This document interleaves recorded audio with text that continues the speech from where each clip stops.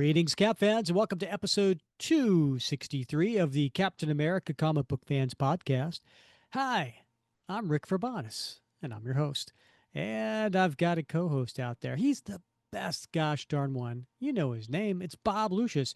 Oh, Bob. So, Captain America and Red Skull show up at the same Halloween party. Cap says, "You look like death." And Red Skull says, "Thanks. And you look like a costume clown wrapped in a flag and propaganda." I love when old friends can be honest with each other, Rick.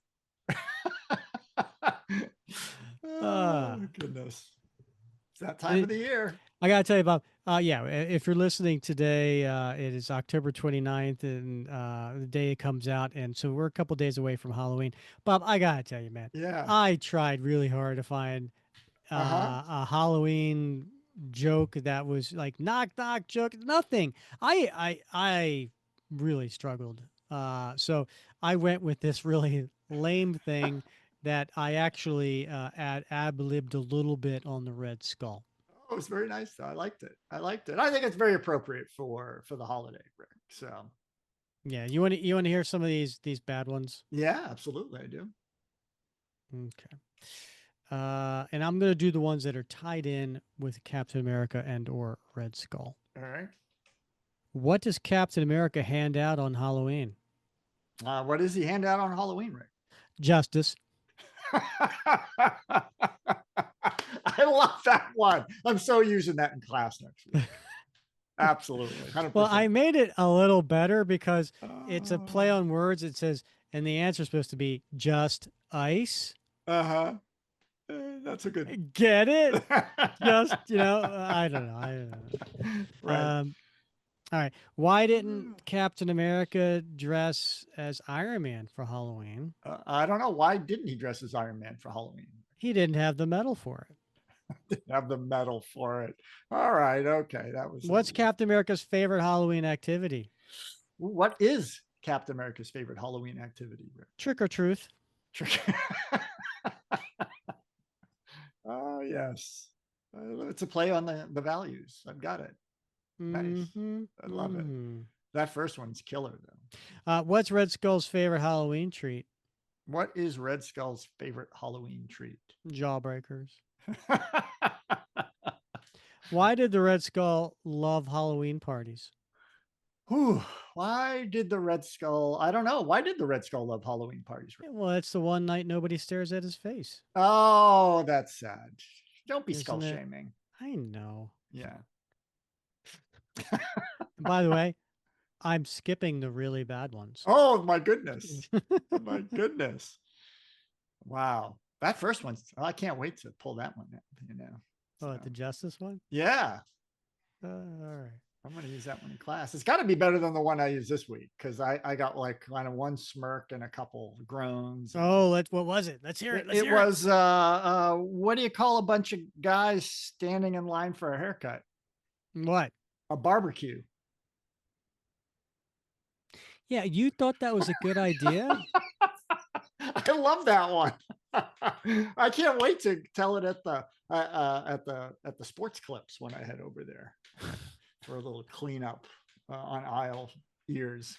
So. You know what? I have saved so much money in haircuts the last several years. Right. Yeah.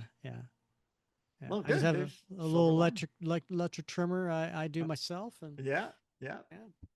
Works upstairs, downstairs, the whole thing, right, Rick? Let's just say that the carpet matches the drapes, Bob. I don't know what that means. Just go with it. Just go. Yeah, whatever that is. Go with it. Yeah. There's some comments on that. I know it. Bob, what are you drinking tonight? I am not drinking tonight, Rick. What? I know. I was really torn. I was really, really torn. In fact, if you allowed me to pause, I would go out and get something because I flipped a coin over this, and I was like, I don't have time. I'm running around doing stuff. I think I told you right before we started, I was trying to get my son oriented on his chemistry project that is Mm-hmm. due in a day, and so Mm-hmm. running around with my hair on fire for that. And And wait. And Bob, what was my reply to you about that? sounds like his problem. Yeah. Yeah, right, exactly. Yeah. So I opened the fridge and I looked. I got a BOGO. Uh, I shop at Publix down here. Oh, Uh-huh. sorry about that. The free advertisement there. Anyway, they do BOGOs. Buy one get one. And I've been looking at this beer that they sell for a long time. It's a little pricey. It's like a 4-pack for almost $16 Mm-hmm. for a stout. Oh wow. Yeah, $4 a beer? yeah, right. Yeah, so You I said haven't. four for 16, right? Yeah, yeah. Yeah. Yeah.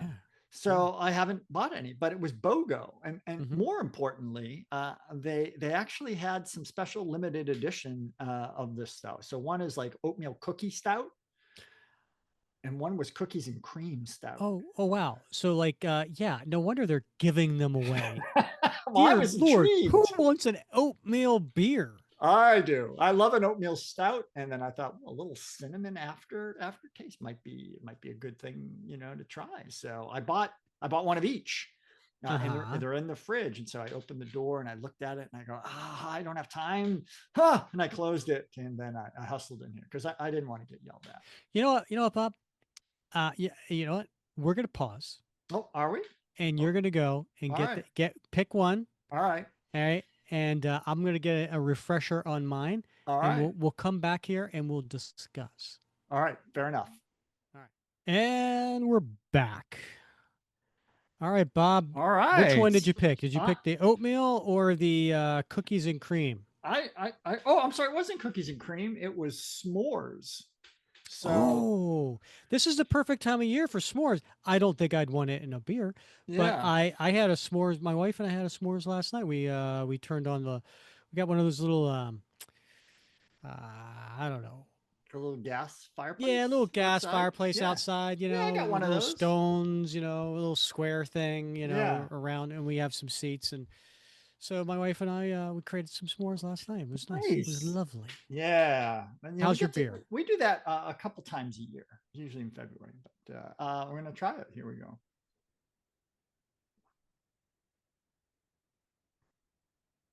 It's good, man. It's good. It's What good. does it taste more marshmallowy, chocolatey, or more of the graham crackery? It's a nice balance of the three. So I can definitely taste the chocolate, the hint of Mm-hmm. chocolate, and a little bit of marshmallow for sure, and just a hint of the graham cracker. But it does seem to Mm. balance all three of those flavor profiles. So, All right, good for and it's you. 11% alcohol. So Yeah, and probably I'm going to guess 250 calories. yeah, 800 something like that probably. I don't. It doesn't. What does it say? I can't read that. They put it so small so you can't. Yeah, exactly. Smart. All right, what do you think I'm drinking, Bob? Would it be cranberry juice and vodka? You would be correct. So I actually ran out of the strawberry vodka recently. So the strawberry infused vodka. So it is. My wife and I are like, here it is. It's end of October. It's Yeah, out of season, so we're going to right. go with regular. So now I'm It's out of season. yeah. Come on, it's a Yeah, summery drink. right. Oh, I'm sorry. Okay, I got it. I was like, Yeah. oh, they're not like harvesting from the strawberry vodka trees or something. Well, no, I what I we do is we get our normal vodka, and then Yeah. we take the strawberries that we buy at Costco, like the big thing, and we Oh, dice them up and we you put them in a infuse it pitcher, yourself. and we fuse it ourselves. Oh Yeah, my gosh! All right, I didn't, it's okay. like you don't pay attention, Bob. I didn't realize you were infusers. You know You how many know, of our listeners right now are like rolling their eyes, going like, "Bob, pay really? attention." People know this that you infuse your own vodka? I did. I You had know no how they know? idea. You know how they know? They I listen. talk about it on this Do you podcast. really? Oh my gosh! All right. Well, there you have it, folks. All I right, had no now listen. idea. Now the reason I'm bringing up Yeah. drinks tonight is because a little while back I posted in the Facebook group and I didn't tell you about this, but you apparently loved it and you respond. You were the first to respond. Uh, I wrote, if our podcast was a drinking game, yeah. Oh, I love this one. Yeah. list the times you would have to drink. And you were the first to reply. Oh, yeah. And you wrote, when Rick says Munster. Of course. Yeah. um, Oh, yeah. yeah. There were a Shall lot of I good shall I answers. read some of the other replies? Oh, yeah. Please do, because some of them were great. Yeah. James Foley, who was not Yeah. a guest on the show not too long ago, he said, when you go on tangents. And Oh, then that's and then rare. he posted a little image of an old man going, I admit that I am very, very drunk. And Tom Boyd replied to James, there's only so much booze in the world. Right. Yeah. Oh, by the way, uh, at work today and yesterday, I'm leading this workshop, um, and with another, I have a co-facilitator, and we had different roles, and there's a timekeeper role, right, Bob? You would have loved Yeah. that, Yeah. Love and then there timekeeper. was a tangent buster role where Oh, if someone goes on a tangent, you're supposed to yeah. like say, "Hey, let's put a pin in Nice. that." I was assigned that, Bob. Nice. That's like the irony of that. Yeah. I know, right? Yeah. Good training, though. Yeah. Yeah. Mark Domeyer wrote, every time Bob Lucius chuckles, Yeah. I That's wouldn't it. make it through an episode. Yeah. That's what I do. I chuckle. Yeah. You gave another reply, Of course. and you said, "Oh, and when Rick says, quote, could you describe what she's wearing, Bob?" I have a feeling I'm going to hear it tonight. Yeah. Yeah. Grab Ball comments to you, Bob Lucius, double shots whenever Rick pushes you to say skin tight. You know what's great is some of those comments, how attuned in people are to the conversation, right? Absolutely. Yeah, Absolutely. it surprised me a little bit, but it amused me. Seth Offenberger says Mike Zeck. Makes Take a shot every time someone says Mike Zeck. Grab Ball also said antimanium. Antimanium, yes, that mysterious metal, yes. And they also said whenever Bob Lucius mentions doing research for an episode. Well, that's a rare thing. So, Yeah, that's yeah, that's very rare. you're not going to get drunk on Another that one one. he added was wax on, wax off. Classic. Take a shot. It's a classic. Yeah. Tom Boyd said escape. Escape. Yes. And he spells it EXCAPE. Now that made me very self-conscious, Did it Tom. really? Yeah. I did. I said, "Oh, so now I say escape incorrectly." And apparently I say escape, escape. I Escape. don't know. Yeah. He escaped. Am I saying it wrong? It's. I think it's your. It's It's the northern accent. He What does escaped. Tom know how to pronounce things? Yeah, right. Come on. um, Dylan Black said, every time you bring up all the Captain America stories where Captain America was guilt tripping over the death of his sidekick Bucky. Yes. All right. We drink to that too. Yes. Paul Kitchen says, obviously to me when Bob does a sound effect. Oh, beautiful. Yes. Yeah, you would not make it through an episode. Yeah. David Bird agreed with Grant Ball when Bob says skin tight. Skin tight. And then here you go. Aaron Paul says, take a shot every time the phrase, well, is muttered. I actually said that to you like 5 minutes ago. Yes. I don't know if we were recording at the time. Yeah. But I caught myself saying, well, Yeah. Yeah.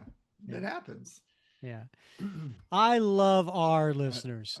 Thank you guys for doing that and making me self-conscious. But also I feel heard, Bob. Feel heard, right? Yeah. What's this guy talking about? Rick, do you have any verbal tics?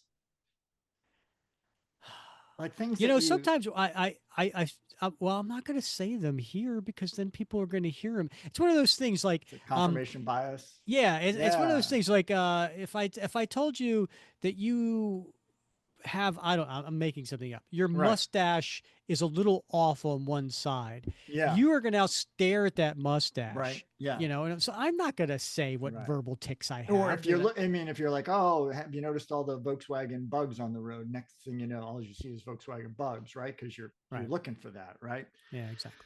Well, I've noticed I've had a verbal tick lately in conversations, and it's bugging me. Is it, Uh, do we do it in the podcast? Because again, our listeners are going to now start to hear I it. don't know. I don't know if I've been doing it in the Oh, okay. podcast. So I'm going to need folks to pay attention and let me know if it's been slipping into my conversations here. But I was having a conversation with my wife the other day, and I realized I'm like, I just did it. And I did it this afternoon when I was talking to someone else. And I've been doing it a lot recently. And I've been saying in conversation, I've been slipping in the phrase Sort of. sort of, for I no don't think apparent reason. I don't think that's It is. like It's annoying or overused. anything. I'm just. It's slipping in a lot in my Mm, conversation in ways that don't add anything. mm, And then I've been catching myself lately and going, "What the hell am I doing?"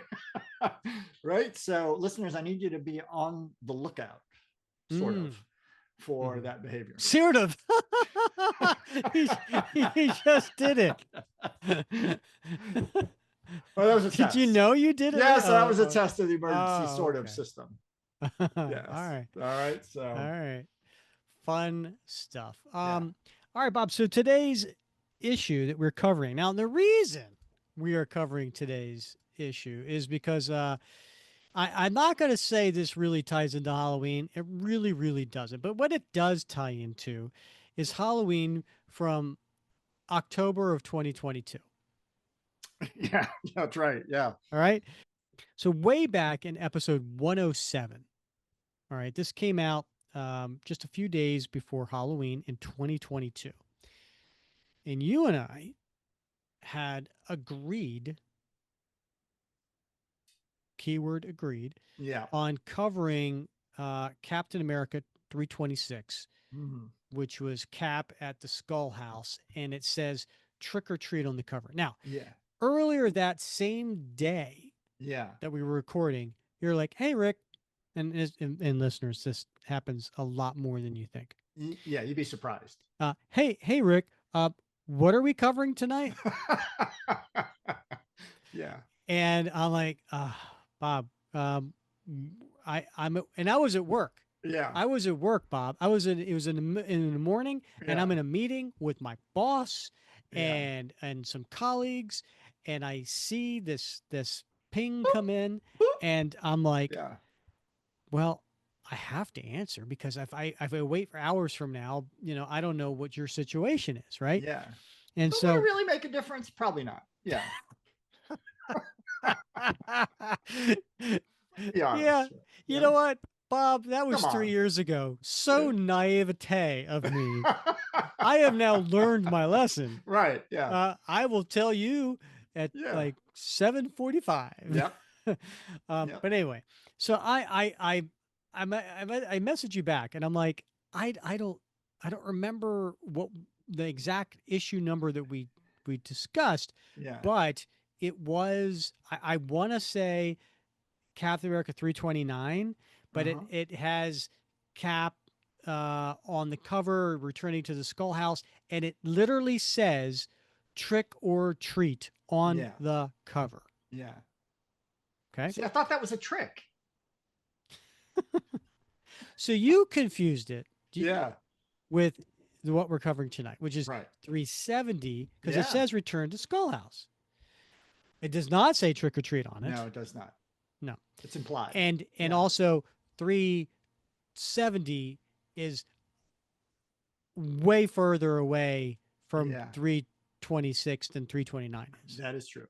Yeah. That is true. Yeah. So we had a little bit of a laugh A about little guffaw. Yeah. it. Yes. And then I think I recall saying, maybe we'll do this for Halloween next year, Bob. Yeah. And we Right. didn't. We did not. No. No. But here we are 3 years later, and somehow I still remember all this. And I was Yeah. like, all right, well, let's just do this. Rick is really challenging my memory powers to see if I can remember having read this 2 years ago. 3 years ago, Bob. 3 years ago. I'm But challenging your math as well, whatever. Yeah, apparently. the math, memory, whatever. Yeah, absolutely. Also, I do think it's fair that people don't know how the sausage is made, but we don't record these necessarily sequentially, and so it is confusing to an older gentleman like No, myself. they get it because they come out non-sequentially. Right, sure, yeah, but I mean, like sometimes we'll jump around Oh, that's true. 263. We do that. Yeah. We'll do 261, and then we'll do 265, and then back and forth. And then you edit them and get them out on time. So it's very Mm-hmm. confusing to someone like me. So Yeah. yeah. I'm just glad you show up, Bob. Well, me too, to Yeah. be honest. All right. So, all that said, today we're covering Captain America 370, which came out in 1990. And it 1990. had, yes, it had a cover date of May 1990, but a release date of March 6, 1990. And the creators for this, writer Mark Gruenwald, who had been on the series for quite some time now, penciler Ron Lim, inkers Danny Belandi, colorist Steve Busalato, letterer Jack Morelli, and editor Ralph Macchio. I'm waiting. Wax on. There we go. Why not start playing the game now? Why not? Yeah. Hey, wait, you chuckled. I should drink. Everybody wins. Bob, do you want to take us, the listeners, through this Ron Lim cover? Yeah, it is a spooky cover, Rick. It is appropriate for Halloween, right? Because we've got Cap and Diamondback, and they look like they're on a misty moor. Now, I don't think we're in Scotland, but it does look like this could be Greymore Castle for all we know, right? Mm-hmm. Because way off No, in the we do know, Bob, we because do know, it yeah. literally It says says "Return to Skull House." That's There's no true. confusion, There's Bob. no confusion. Good point. But if I couldn't read, Rick, I could be confused by the motif here. It says, in the distance on this misty moor is a big house, an estate Mm-hmm. house, with the lights on. And you can see those lights lit inside through these very tall, almost, stained glass type windows. And Cap and Diamondback are facing away from us, and looming in the distance is a floating head of the Red Skull, grimacing toward them. It's a very spooky cover, Rick. Mm-hmm. I do like Ron Lim's Red Skull head. I do think he does a really cool looking, evil looking Red Skull. He does. He's got great teeth. This Red Skull. Yeah, I mean, I like the the The nose ridges hole. around the Okay. eyes. You Yeah. know what I mean? Like the Right. Yeah. bones that go over the head. You know what I mean? Like I don't know. It's just it's a really creepy looking It skull. is a fine line on a Red Skull head. I think you have to admit that Mm-hmm. it can be overdone. Like there's some Red Skull heads that are overdone, I think, Yeah, and some agreed. that are a little plasticky. But to get that nice balance, I think it really makes a difference. Mm-hmm. I would say it's very similar to what Mike Zeck does. Oh, Oh, drink. there we go. Thank you. All I love this game. right. $1 gets you back in 1990, Bob. And up in the corner is my favorite Marvel Comics logo. It's the Marvel with the little, almost like the spray painting graffiti comics Right? underneath the Yeah. Marvel. That's my favorite. And then, do you know who did the art for this leaping Captain America in the I corner don't. box? I don't, Rick. I was just going to ask you who did the art for that. That would be Kieran Dwyer. It's beefy. Yeah. It's a beefy cat. All right. Let us open up to the opening splash. And Bob, coming from the ground up, breaking through some debris is a Captain America red donned glove holding the inside strap of his shield, breaking out of the ground, making a large noise. Krakoom! Up, drink. And the title to this one is Bob. House calls. So we turn the page and we're on Fifth Avenue in Manhattan.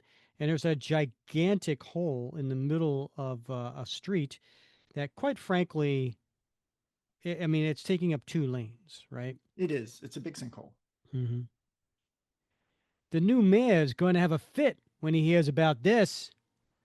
A structural flaw couldn't have caused a cave in like this, could it? Hey, I thought I heard something from the hole. Holy! And we did. We see from the first page the arm breaking out, and they look down into the sinkhole and they see it. Quick, get some men down there. Soon. And who is it, Bob? Well, it's Captain America and Diamondback. And she's got her arms wrapped around him.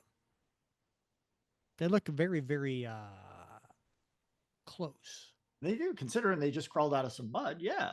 Hmm. Wow, Captain America. Held. Thanks for the assist, men. Who's that gorgeous lady? One of the Avengers?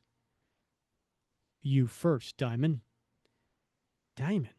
Never heard of a superhero called that. Of course, it's hard to keep up every time you turn around. There's a new one. And I love this. Cap has his hands Yeah. around Diamond's waist, Yeah. and he's just picking her up like she's like Yeah. nothing. Now he's putting something on the shelf. Yeah. Like, he could just toss her around. Yeah. I've got you, man. And what would Diamondback has worn different costumes over the year. What would you say she's wearing, Bob? Well, she's got that pink skin tight. Oh, wait, drink. Yeah, it's a pink skin tight bodysuit, Rick, with the black highlighting in diamond patterns that cover her upper torso and lower torso, upper back, lower back, Mm-hmm. and then she's got that diamond weapon holster around her thigh, I guess, Like a right? garter belt. Like a garter belt, yeah, holding Mm-hmm. those little diamond shards that she Mm-hmm. uses throwing darts, and of course her domino mask and her pink hair. Mm-hmm. And so they have her standing up there with a blanket, a very large blanket wrapped around her, and someone looks like they're offering her coffee. And a police officer comes up to Cap as he's coming out of the hole. Mind telling me what went on here, Captain? Your lady friend there wasn't all that talkative. I'll tell you what little I know, officer. 2 rival gangs of costume criminals were skirmishing beneath the streets. One of them was led by a man known only to me as Crossbones, the other by a woman I believe goes by the name of the Black Queen. I lucked upon the battle, but was unable to determine what the fight was all about. Apparently, after causing the street to cave in on us, both parties managed to get away. And Diamondback chimes in. Crossbone's crew was using a Con Ed truck for transportation. I don't see it anywhere. I'll fax your precinct a complete report by noon. Now, if you'll excuse me, I need to confer with my partner. We didn't get a chance to talk beneath the rubble, had to conserve our air. You understand. Sure, take care, Cap. Your partner? You called me? Do you mean it? In the loosest possible sense. Oh. Well, it is good to see you again after all these weeks. It's good to see you too. How nice of you to say. So, buy a girl some breakfast? You've got a whole lot of explaining to do, Diamond. How about I take you over to Avengers headquarters? You can eat there. Okay. All right. So, Bob, I just want to bring listeners up to speed, right? Yeah, So, um, this is early on in Cap and Diamondback's, we'll just call it a relationship, right? sure. So, Yeah. this is actually, I want to say, you know, Diamondback, first appeared in 1985 in Captain America 310. Hmm. And then there was a couple years went by, and then in 1988 kind of resurfaced, and then in 1989 was the Bloodstone hunt, Right. right? And that's where it was obvious that Diamondback was kind of falling for Cap. Hmm. And so that was like from 357 to 362, which, by the way, if you Yeah. want to hear that, you can go back to episode number 3. Oh my gosh, Rick. I We were know. just kids back then. I know. It's actually kind of it's a little I don't want to say embarrassing, but I sometimes for research purposes I have to go back and listen to a couple of things, Yeah. and episode 107 where we this whole misunderstanding about the Halloween issue came from. Right. Yeah. Dude, you still have like your old microphone and you sound like you're in the kitchen, Yeah. as my sister would put it. That's right. Yeah. Right? Yeah. Yeah. I mean, I mean, and that was episode 107, Yeah. Bob. Yeah. I mean, you know, I'm afraid I don't even want to go back and listen to episode 3 or 4 or 5. I mean, I it mean, just, you're so polished now, Rick. I mean, you're like a professional. I'm the same. But yeah, I mean, that was a long time ago. it was. I think we both, uh, I was trying so hard in the beginning to be very, very professional. Yeah. And And oh, I me think too. Yeah. you and Gave I've up kind on of, that after we've like lightened episode up. 4. Yeah. Yeah. Once we realized we didn't have any listeners anymore, it was like, it's just the two of us talking. I think the thing that drove it home was, when we realized that people just wanted to hear two fans having fun, Mm, right? And it'd be part of that fun. that's true. Yeah. Yeah. I think, was it episode 100? I don't remember.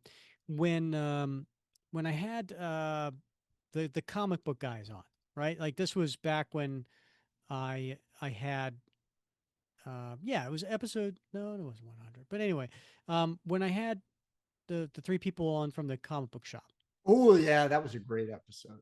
right? Yeah. And it was Seth Talley. Yeah. He had said, and it stuck with me.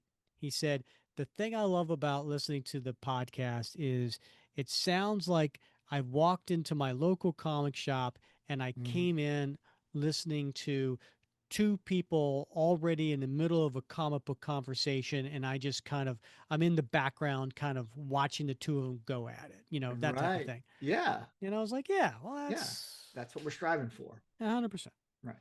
Yeah. And that was a great show. Also because, well, number one, I saw a side of you that I hadn't seen before, right? Mm-hmm. And number two, it just and I was just so touched to be part of that conversation with you and your three friends, and to be part of that.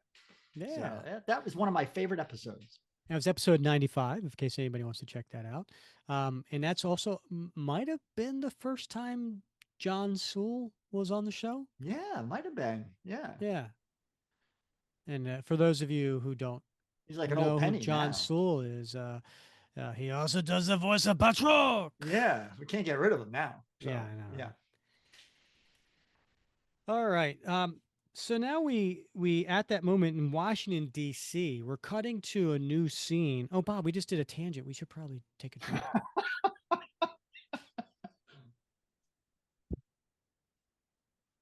You're gonna run out. I'm gonna need to open another one.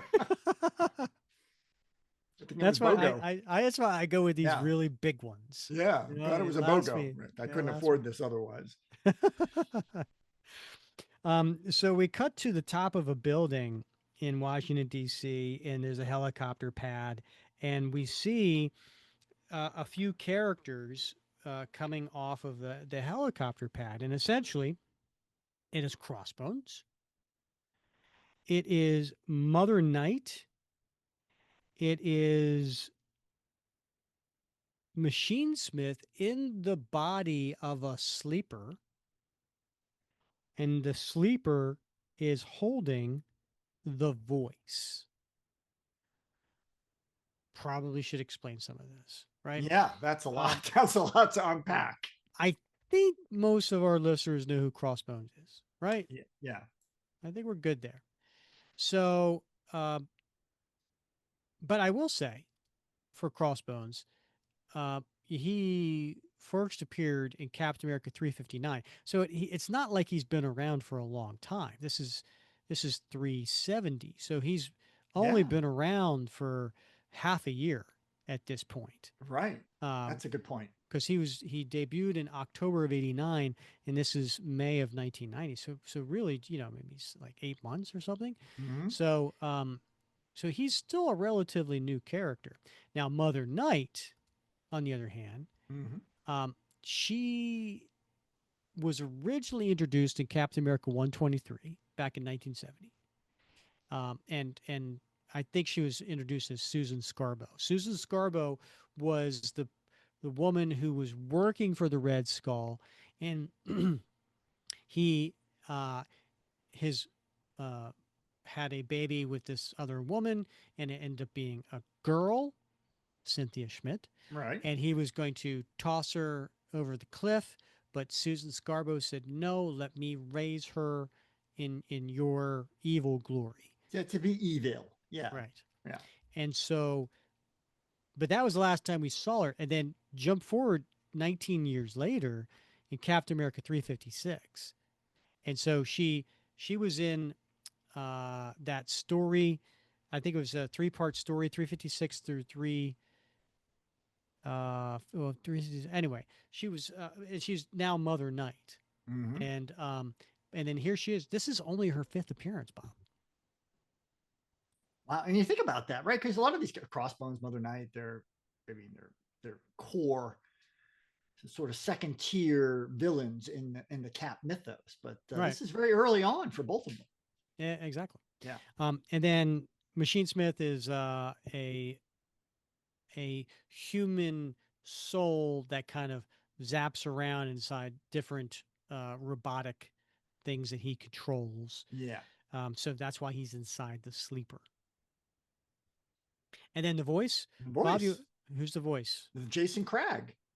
Right. Yeah. And he has the ability, whatever he says, people have to kind of follow. Yeah. I love his origin story, right? He gets atomic particles hit his microphone and change his vocal cords.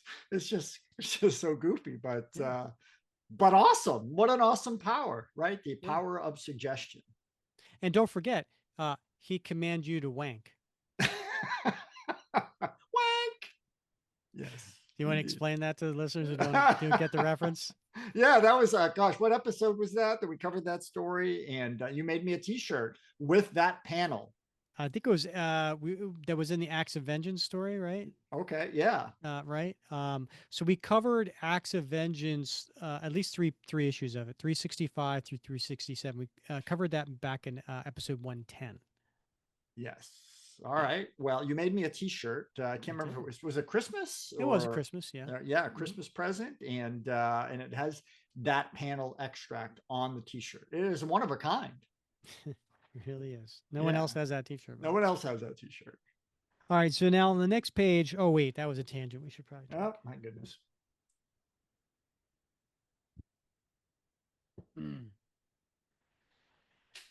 All right. So they are going down an elevator, and Machine Smith asks, "You think the voice is going to pull through?" "How should I know?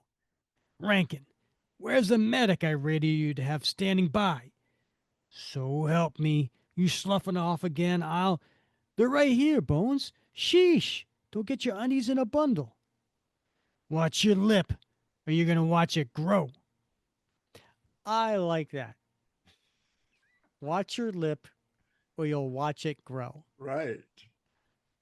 It's not many people that will tell the Crossbones to not get his undies in a bundle. It's true. Obviously, very early on in Crossbones' Yeah, yeah. history, He right? doesn't have the rep yet. Yeah. No, yeah, Have the docs check out his pipes. He had a number done on his larynx. The rest of you, the briefing room. Now. Let me beam back into my regular body, and I will be right there. Soon. Okay, we're back where we started. The Red Skull was still missing, or only the was a bust, and now the skeleton crew's down a man. Now what, Mother? And so we should probably also yeah. point out that in Acts of Vengeance, it was Loki disguised decided to bring the major villains of the Marvel Universe together to battle different heroes, thinking they'd have better luck. And so during that whole Acts of Vengeance, Magneto was one of the villains, Red Skull was one of the villains. They hate each other, Mm. right? Uh, Red Skull hates Magneto because he's a mutant and he's inferior, and he's not part of the master race. And Magneto hates Red Skull because the Nazis killed his family, Right. and Yeah. Red Skull was part of that. So at the end of Acts of Vengeance, Magneto, who is far more superior power wise, decides not to kill the Red Skull, but instead entomb him in a underground bunker with nothing but water, like some jugs of water, but no food, no light, nothing. Right. And so the Red Skull's been down there missing for a while, and that is what the crew is talking about. Right. Skeleton Crew's trying to find him. So Mother Night responds. And how would you describe what Mother Night looks like and what she's wearing, Bob, for those Yeah. who don't know? Well, so she dresses in black, obviously Mother Night. It's part of her shtick. And she has a black skull cap, a black flowing robe that covers her whole body, that makes it so that you can't see her body, right? So she's the exact opposite of a diamondback. And then she's got these very large curved shoulder devices that are concave, so almost looks a little bit like wings on her shoulder, but they're very pronounced. Mm-hmm. And I also think you may have left this out is that the whole title Mother, Yes. she looks almost to be like almost like a nun, Yeah, exactly. Mother right? Superior. Right. Yeah, right. I say we shouldn't have bolted so fast from the Hellfire Club just because the skull's not being held on the premises. Doesn't mean the club doesn't have him. We should have taken that mutant witch captive and offered Magneto an exchange of hostages. Her for the skull. I thought of that, but after she nearly croaked the voice, I figured she was too tricky to nab and hold. Machinesmith chimes in. I scanned the dispatcher's call board on my way here. Not a single call claiming the reward money for spotting Magneto. We tried to lure Magneto out of his hiding by a smirch job. That didn't work. We tried a raid on one of his known haunts. That didn't do diddly either. We've run out of conventional ways of finding the skull. We simply must think of something more exotic. Next page. And Crossbones slams his fist down on the table. That's it! A couple of months ago, I met this dwarf psychic who was helping a bunch of stiffs find a lost jewel. We gotta find that guy and force him to find the boss. When did that happen, Bob? That was in the Bloodstone hunt, Rick. So that was, as the editor note says here, that was issues 358 through 362. And episode 3. Yes. Is his name Tristan McCrubber? Could be. You know him? No, but I read all about him in the Paranormal Journal. Well, Momsy, we're gonna find the pipsqueak and make him an offer he can't refuse. Elsewhere, we see Captain America standing behind Rachel, and he's taking a blindfold off of her. Here we are. The Batcave? I like Nice. that. Nice. No, silly. The Avengers' temporary headquarters. You remember what happened to our other one? Yeah, it sank. Now then, let's get our business out of the way. When I got your message about info on my skull faced enemy, I assume you meant the Red Skull, not Crossbones. That's just it. I did mean him. Crossbones and Mother Night and the rest are all working for him. Friends of mine heard that the Skull's people were looking for Magneto for some reason. I knew that Magneto had some connections with the Hellfire Club, and all I meant to do was tell you about all that when I happened upon Crossbones and. Oh, and who is it, Bob? It would be Jarvis. He looks different. He does. He's wearing an eye patch. You might think that was Nick Fury serving coffee. But why is he wearing an eye patch, Bob? Well, he was beaten pretty severely recently. Right? Yeah. And with the Masters of Evil. Excuse me, sir. If you'd care for some real coffee instead of that automatic swill that Master Fabian insisted be here. Thanks, Jarvis. You remember Diamondback? Certainly, sir. Good morning, madam. Captain, may I be so bold as to remind you of your appointment with the architect at 10? Oh, yeah, thanks. See if John Jameson will keep Diamondback amused till I get back.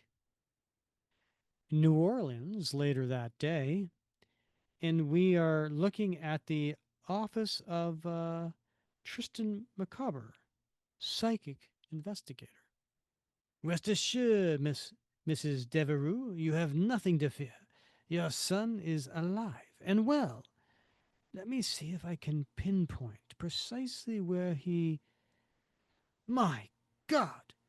Mrs. Devereux, you must excuse me. And then all of a sudden the door opens and it's. Who is it, Bob? Oh, it's Crossbones. Beat it, Grandma. Oh, I'm Crossbones. She's Mother Night. You're gonna help us. Your your aura is familiar, sir. You had something to do with the Bloodstone hunt, did you not? Right on the money. How did you get down off that mountain, anyway, Pee Wee? Captain America airlift me. Uh, you said you wanted me to help you. I read events, not minds. You'll have to tell me what you want.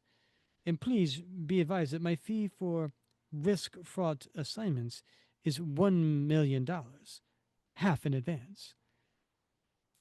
Ha! You work out of this rat hole like this and expect me to believe you charge 1 million smackers? Ha! What a joker here. And he opens up a case and has a whole bunch of money falling out of it. 100,000 in unmarked bills. That's what it pays. That's what you'll take. I I see. So pack your bags, half pint. You're taking a trip with us right now. But what is it? You'll find out. And soon, up in some sort of aircraft flying in the sky. Okay, Squirt, here's the scoop. You heard of the Red Skull? Why, yes, of course. Well, he's missing, and you're gonna find him for us. Ahem. I will need some personal item of his focus to focus on. And Mother Night chimes in. I have one of his ties. Where'd you get that? He left it in my quarters once. Oh my. Oh, boom, chicka bow bow. Okay, small fry, start talking. All right, um, Bob, Yeah. can we count the different ways that he has already insulted him and the terms? Right? He's called him a dwarf. Half pint. Um, Yeah, right. Small fry, half small pint. fry. Yeah. Pee-wee.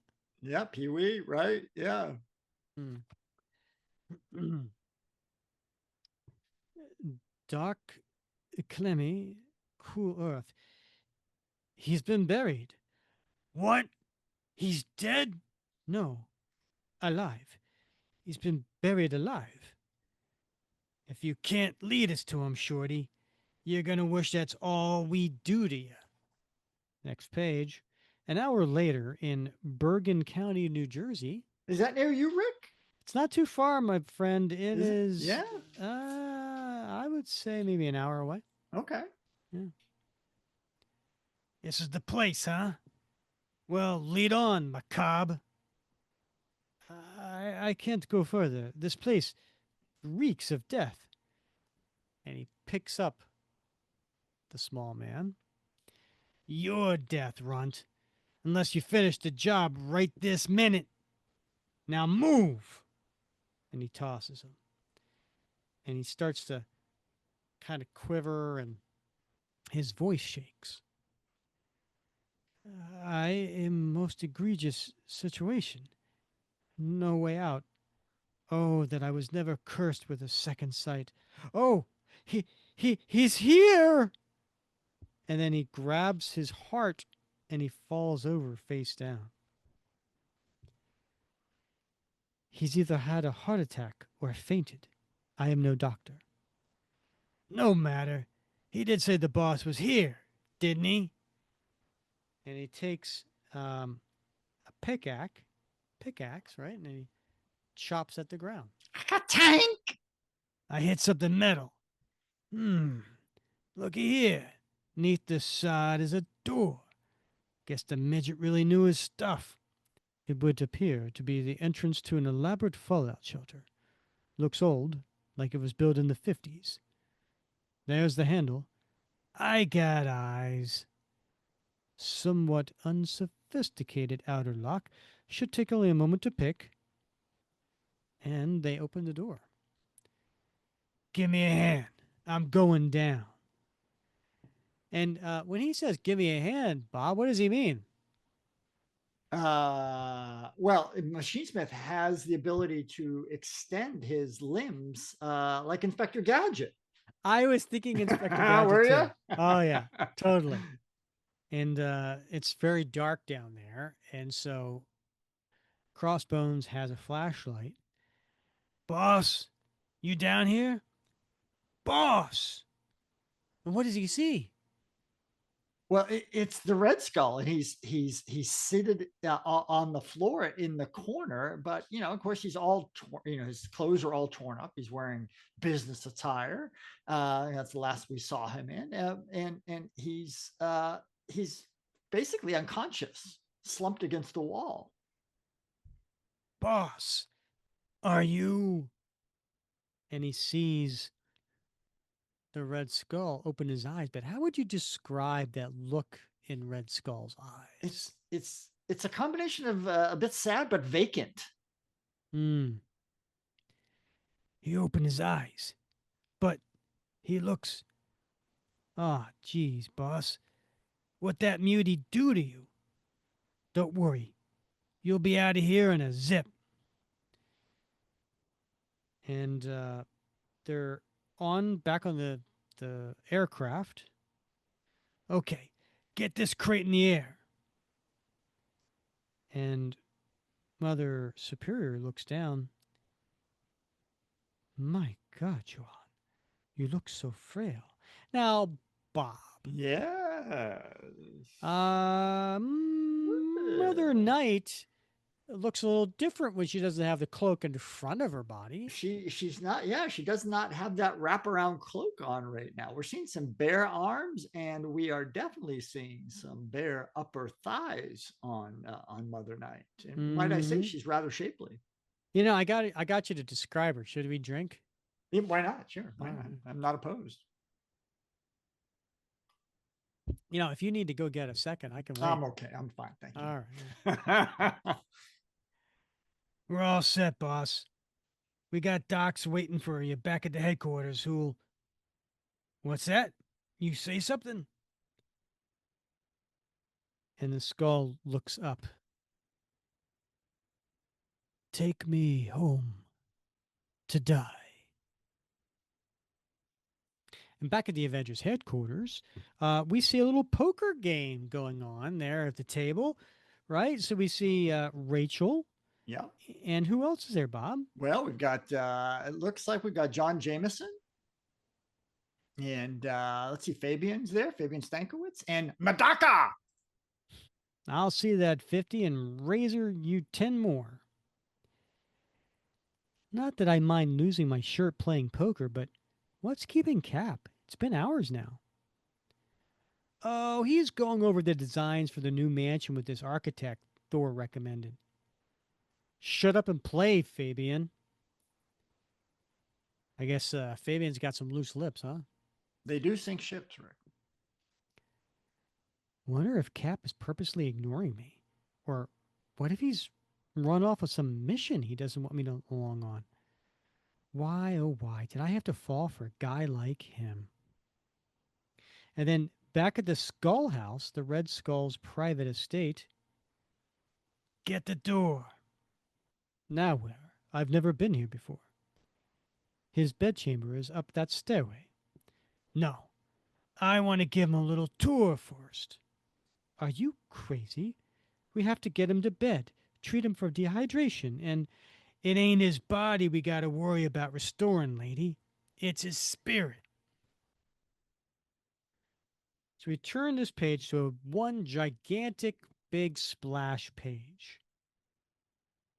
And if there's anything that can restore that vital spark missing from the boss's eyes, maybe it's looking at a room full of his old past glories. And what do we see here, Bob? Well, we've got his personal home museum, Rick, and it's got all kinds of great stuff, right? It's got the Bucky droid, it's got Ameridroid's head, he's got some replicas of sleepers. He's got lots of his old uniforms from Hydra and from the Nazi Party. I got big portraits of Hitler on the wall, and we got there's a huge picture of the Red Skull and the Exiles. I mean, there's a lot going on here. Mm-hmm. Yeah, and what's in the what's coming down from the ceiling? Oh, that's the Death's Head satellite, if I'm not mistaken. Look at all this stuff, boss. Monuments to your evil genius. If not for you, none of this stuff would have come into being. You had all them freedom lovers running for cover like the pansies they were. Check it out. The fifth sleeper. The Death's Head satellite. The Ameridroid. Don't it start to make your pulse pound? Just thinking if this is what you can been able to accomplish already, who knows what? Enough of this, Bones. It's not working. We must tend to his body. His spirit will then. He's saying something. Need to see Captain America one last time. Send for him. And then he passes out. See, he's gone over the edge. He doesn't know what he's saying. Imagine wanting to see your greatest enemy when you're in such a feeble state. We gotta do what he says. He's the boss. Back at the Avengers headquarters. Sorry this session had to be such a marathon, Mr. Masterson. but it's very important to me to get our headquarters rebuilt. And it's rare that I get this many hours in a row without some emergency cropping up. I fully understand, Captain, and if I have to tell you that working with you on this is not only one of the most interesting projects I've ever done, but my son's been in all of me since I told him about it. Please give him my regards. And he shakes his hand. Will do. See you on Tuesday with the finalized plans. Phew. In certain ways, that was more wearing than a couple of rounds with crossbows. Wonder if Diamond's been driven to distraction by now. I'm back. Not a moment too soon. Your friend here is a card shark. Sorry that took so long. There was a lot to go over. It's okay. Your colleagues are good company. Just then, who comes in, Bob? It's Peggy. Cap. I just got a message on your hotline. A report of lights on at Skull House. What? Thanks, Peg. I'm on my way. I met I met a guy several months back claiming to be the original Red Skull, but I've refused to believe it.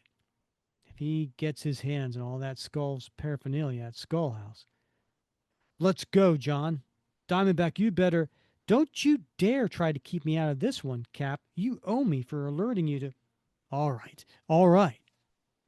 And Twilight. What's the name of Cap's aircraft, Bob? I can't remember, Rick. I just blanked on that. Isn't it Freedom Uh, Flight or something? Freedom, yeah, Freedom something or other, right? Yeah. You know who'd know? Elliot Brown. Elliot Brown. That's right.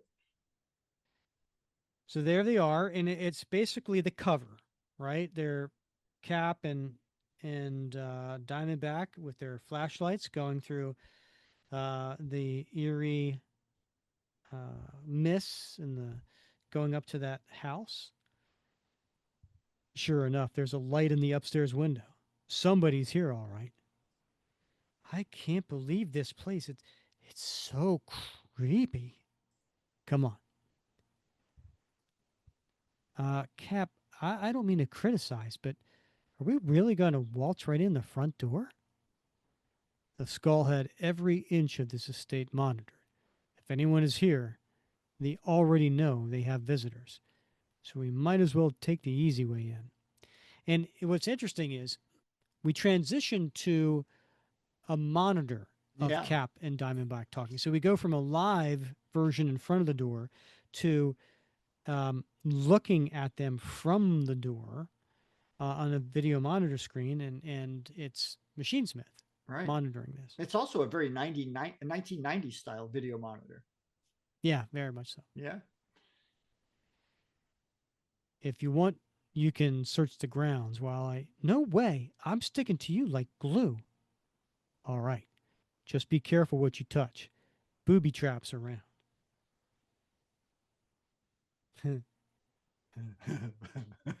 Gets better, Rick.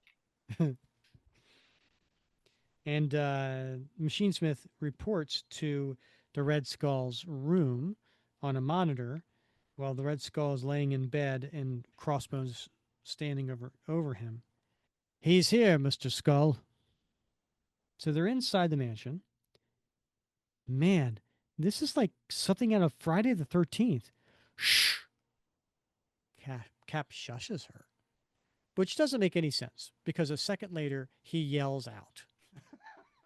Right? Like, why is he shushing her Yeah. if the next second he goes, whoever's here, I know you can hear me. Come out and face me like a man, won't you? Good point. It's my book. Damn it. Yeah. Yeah. I thought I heard something from in there. The house is full of odd sounds, and I know where they're being controlled from. Come on. And they start to go up a staircase. It's kind of like a wrapped around, kind of like a. Yeah, those fancy Gone with the Wind type staircases. But at the top, or halfway through, I should say, the staircase, there's an I was going to say an aspiration. It's an aspiration, Bob. Yeah. Yeah. Uh, but no, there's a hologram of Yeah. the Red Skull, and he's dressed like he was in Captain America 300, Yeah. He's got where his. apparently is the last time Cap saw him alive, and this is 70 issues later. Yeah. What do you want, trespasser? I want some blasted answers, and I'm not going to get any from some hologram. Is that so? Hmm. Guess you won't fall for just anything. And just then, a gigantic, I mean, we're talking, uh, what is this, like probably 10 stairs worth? A Yeah. big, Right. gigantic hole opens up, and Cap grabs on, and Diamondback takes some diamonds and puts them into the wall to slow her descent. Diamond, give me your hand. And she does. Good. Now kick off from the wall. I'll do the rest. And then she lands next to the staircase. Well done. Booby traps is right.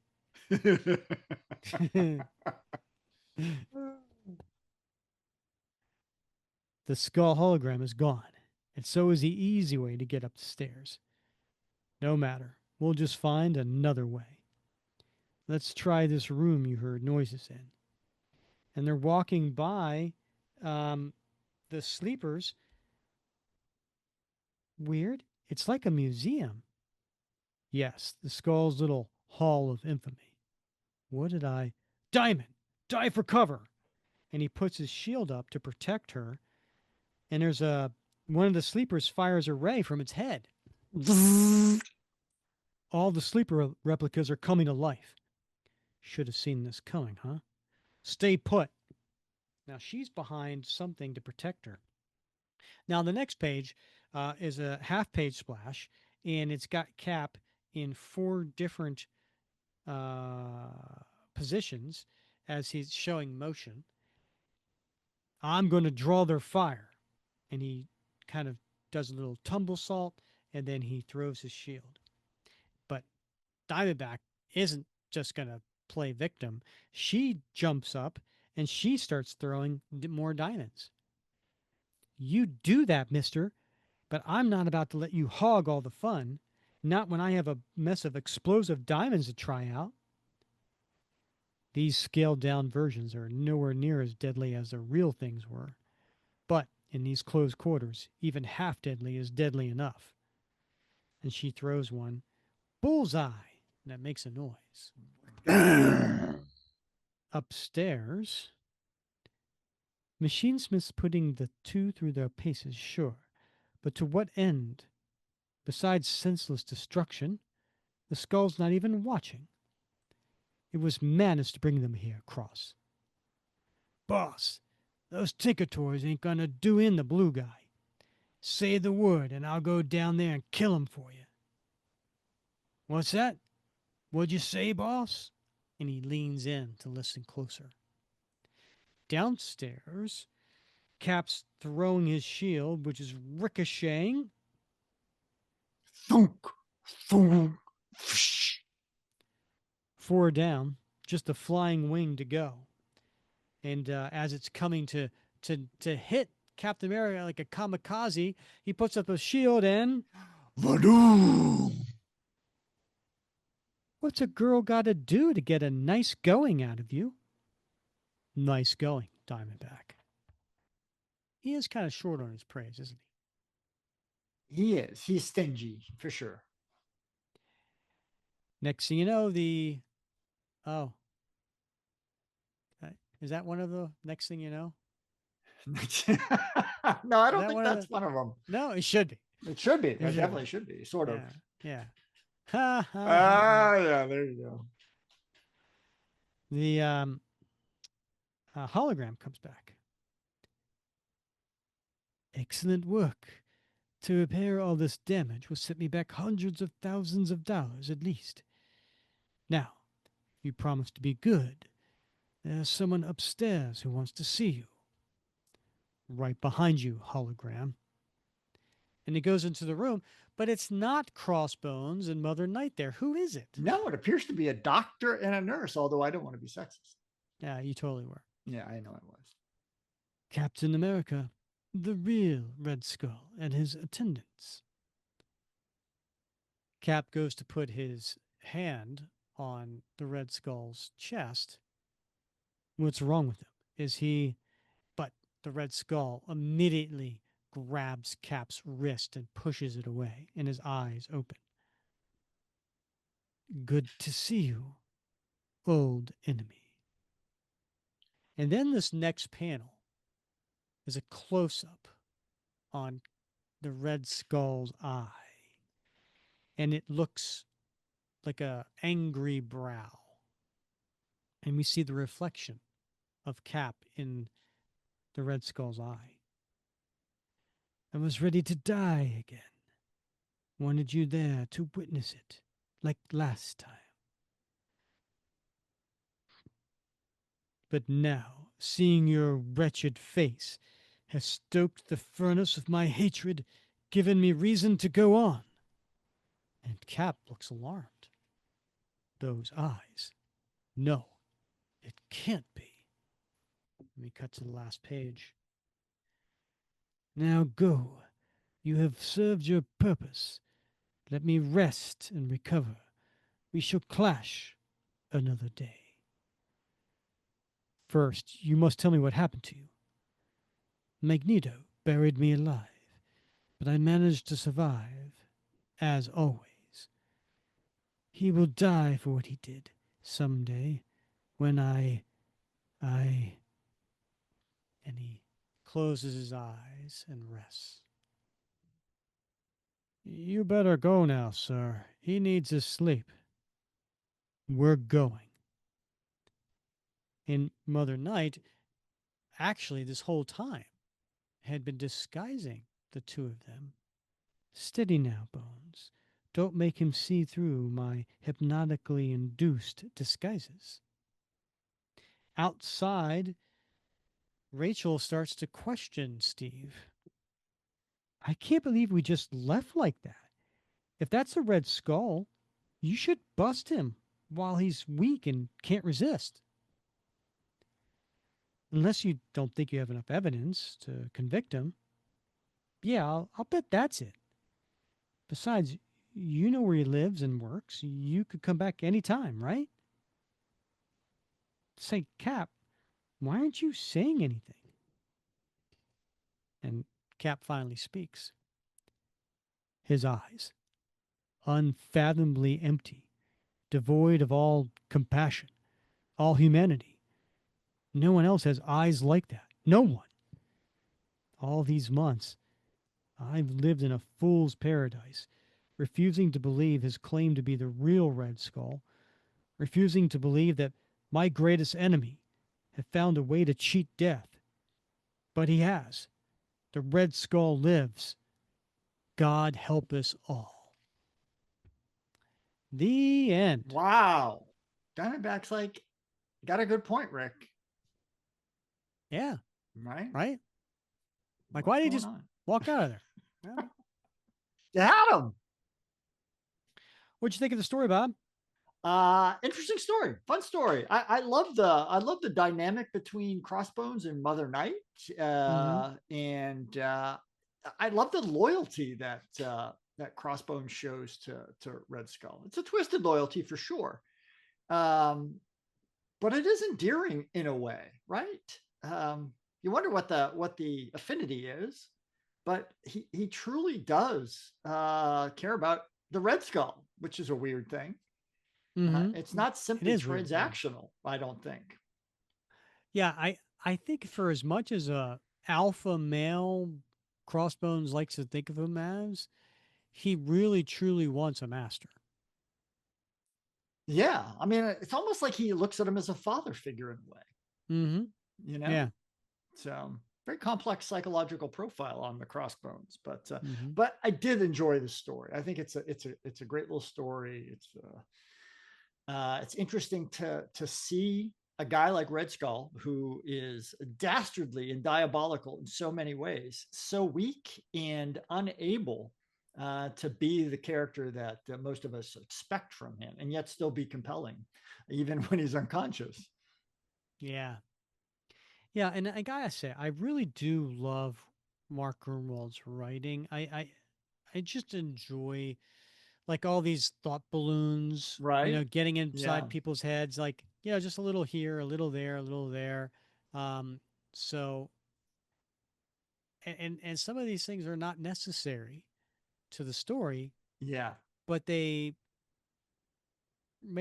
rise the story, right? It's Right. just, Yeah. Yeah. it just elevates the story in a way to see uh some of these extra things that Mark always seems to add to a story. It makes it a little more three-dimensional, right? A little more Yeah. true to life.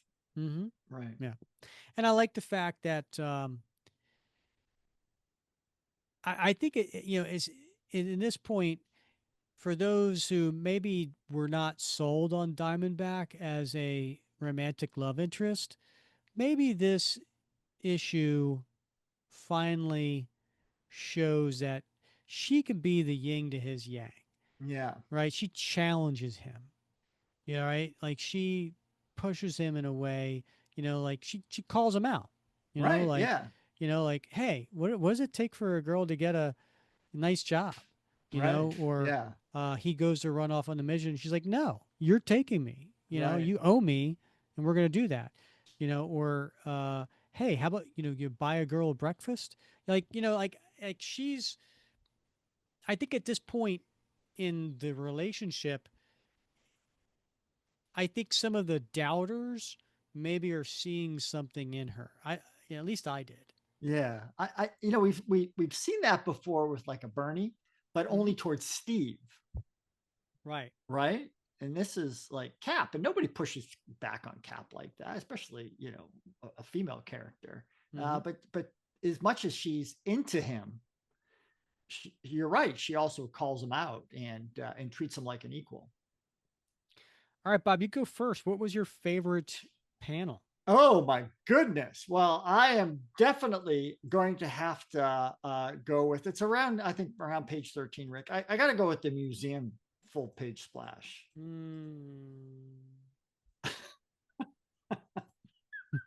Sounded painful, whatever it Mm. was, but I love Mm. that. And you remember we talked quite a bit. I can't remember what issue it was, around what 10, 11, 12, somewhere around there in the Remender run, when Steve brought Jet home and he Mm-hmm. had his own little gallery in his like place. Remember Mm-hmm. that? And Mm-hmm. there was one uniform we couldn't quite make out. We didn't know what it was in the back left corner. But I think it's funny. Like Red Skull has his own little like thing. And I think when we talked about that issue with Remender, I talked about how like most people in the military have an "I love me" wall with all your plaques and certificates and swords and fighting knives. I don't like that phrase. I love me. I Yeah, think that sounds like you're putting someone down for having those things. Oh, yeah. look at you. You just have to Well, love you. it's self depredation, right? Is that what they call it? Self Well, depredation. only if the self says it. Yeah. Well, you make that's what we say. I call it my "I love me" wall.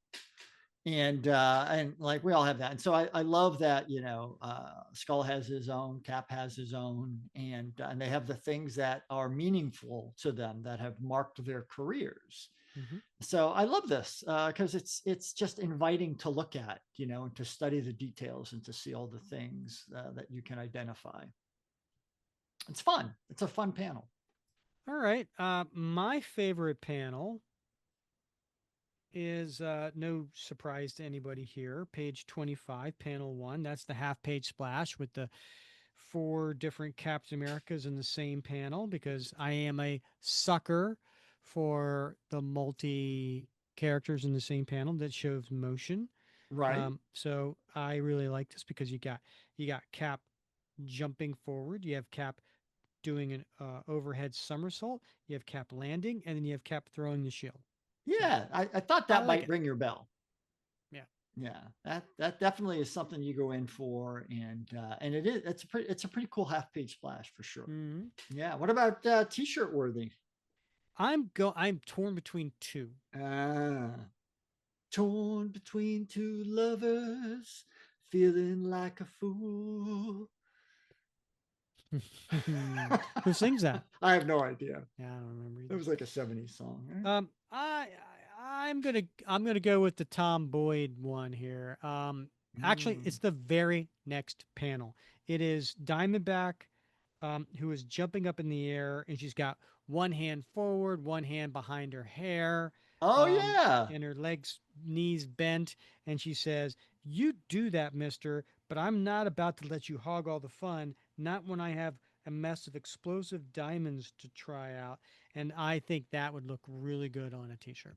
Yeah, that's a good one. That's Who a good doesn't one. want a Diamondback in this pose Right. on their? Yeah. Yeah. Although I don't know quite what she's doing with that one arm behind there. Well, it's It kind of it's seems kind of like uncomfortable. I don't know, like I'm kind of propping up my hair, kind of, you know. That could be. I didn't think of it that way, but No, I okay. mean she's throwing like this. She's throwing Yeah. like this, so that's the Okay, that motion. makes sense. But it Okay. does give the, Yeah. It's very posed. you know. Yeah. Yeah. Yeah. It's very becoming. Mm-hmm. Very How about you? nice. What's going on your T-shirt, Bob? Definitely. I wanted to, I was torn as well, Rick. I was torn between Booby Trap. Lovers. Yeah, I'm Booby sorry. What? Trap. I was definitely torn Oh, between booby Booby trap. Trap, Yeah. but I decided to go with that lower right hand panel around page 15, where we see Cap running down the hallway with Diamondback behind him on the left and John Jameson on the right. I I like mean, that. Yep. yeah, I Yep. mean, I could do without John Jameson, maybe slip in somebody else in there, perhaps. But it's a great. Cap looks determined as he's racing down the hallway with his Mm-hmm. shield strapped to his back, and it's Mm-hmm. cool. Yeah. I like it.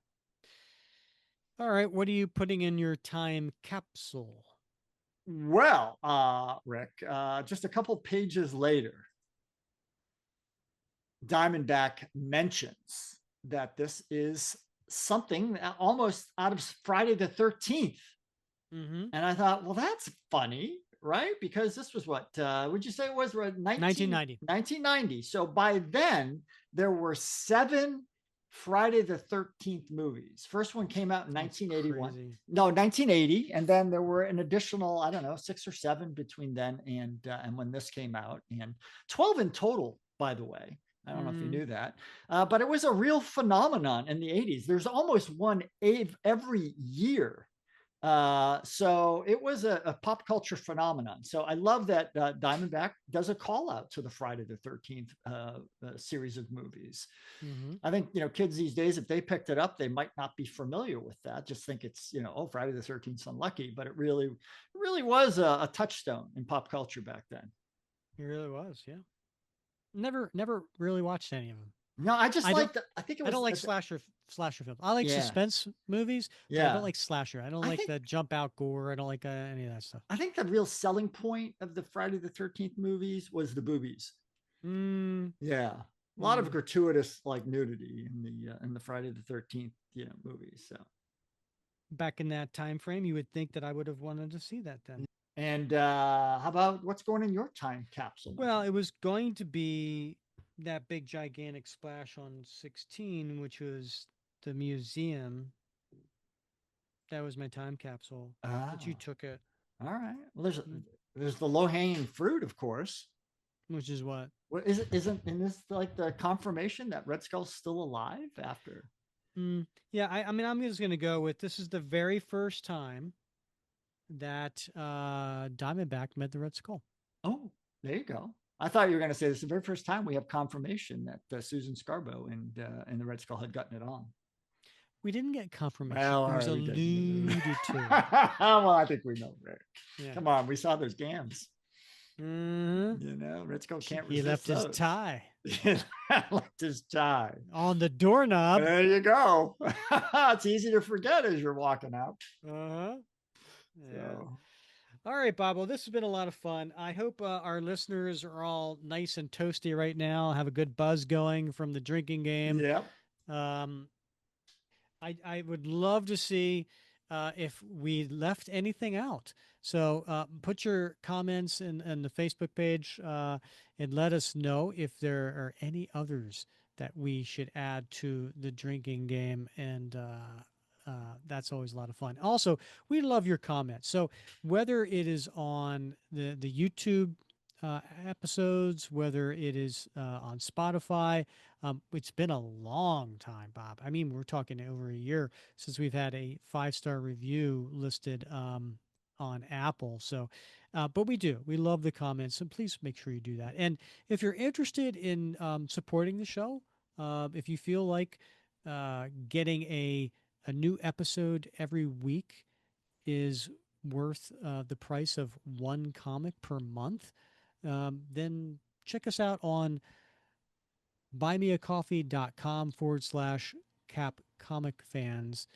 And there's a link in the show notes as well to learn more about not only how you can support the show, but also all the cool perks you get for being a patron. Bob, any final thoughts? No, that was super fun, sort of, and I'm really looking forward to next week. All right, Bob. Happy Halloween. I hope you have a lot of fun at your annual activities. What are you wearing again? I know you told me. I'm sorry. I don't know if I'm going to wear anything this time, but I did order a new supply of glass test tubes for my beverage dispensing operation that I do for adults on Halloween. So they just came in today, so very excited about that. All right. Well, if you're down in Naples, Florida, make sure you check out Bob for Halloween. All right. So for Bob Lucius, I'm Rick Verbonis, and thank you for listening to another episode of the Captain America Comic Book Fans Podcast.